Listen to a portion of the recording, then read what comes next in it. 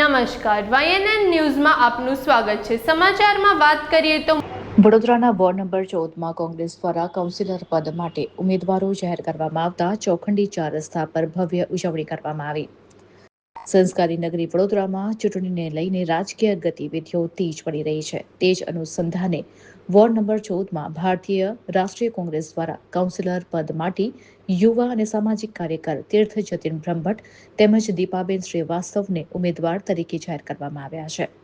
ઉમેદવારી જાહેર થતાં જ ચોખંડી 4 રસ્તા પર સેંકડો યુવાનો સાથે ભવ્ય ઉજવણી કરવામાં આવી હતી। કાર્યકર્તાઓએ ઉત્સાહભેર ઉજવણી કરી અને ઉમેદવારોને શુભેચ્છા પાઠવી હતી।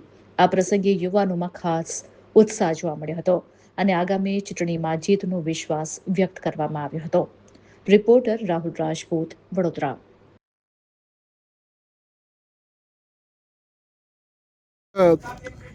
પહેલી જાહેરાત જાહેર કરવામાં આવી છે, શું કહેશો?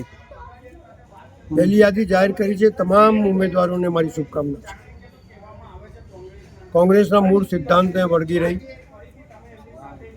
હંમેશા લોકોની વચ્ચે રહેજો, લોકોનું કામ કરજો, લોકોની વેદના દૂર કરજો અને કોંગ્રેસ પાર્ટીને મજબૂત કરજો, એવી તમને શુભકામના આપું છું।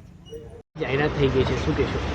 કોંગ્રેસ પાર્ટીએ જે વિશ્વાસ મારા પર મૂક્યો છે, હું નિષ્ઠાપૂર્વક નિભાવીશ અને આવનારા દિવસમાં વડોદરાની જનતાને એ જ અપીલ કરવા માગું છું અને આવનારા યુથને પણ કે એવા ઉમેદવાર લાવો કે જે આવનારા 5 વર્ષમાં કાર્ય કરી શકે।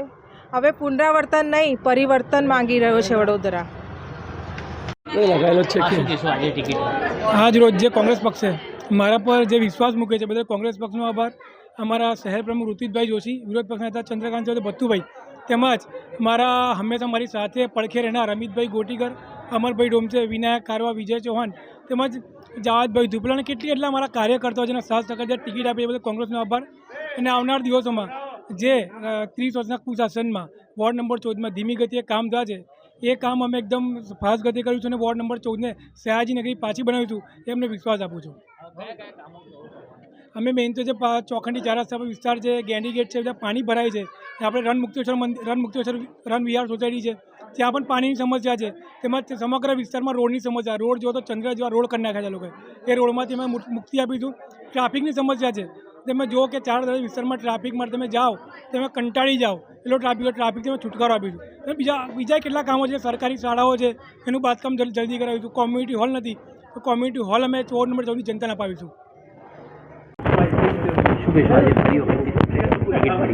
ભત્તુભાઈ મારી પર વિશ્વાસ મૂક્યો છે અને મને આ ત્રીજી વખત મારી ટિકિટ મળી છે મને, એ માટે ભત્તુભાઈનો આભાર માનીશ।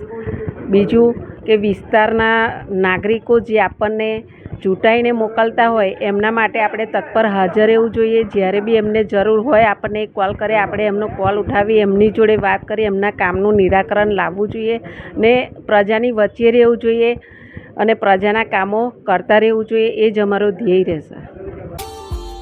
Subscribe now and press the bell icon. Never miss an update.